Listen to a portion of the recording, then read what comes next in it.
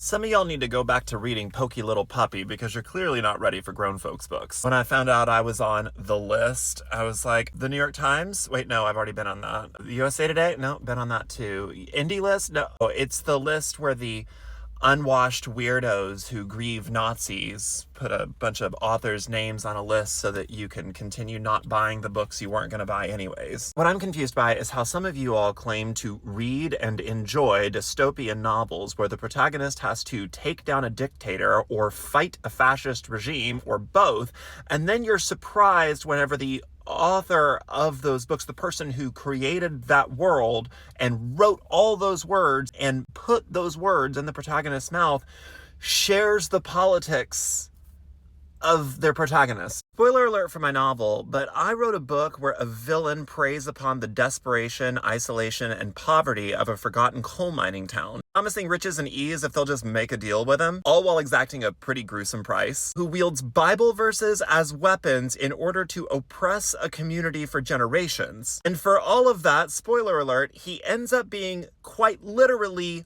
ripped apart in a fairly gruesome scene at the hands of his victims and then blasted into oblivion by a queer witch and her girlfriend using one of his own Bible verses against him. But y'all think I'm mourning this guy? This guy right here. You can add me to all the lists that you want, but don't forget to include the New York Times when you're doing it. Thank you, goodbye.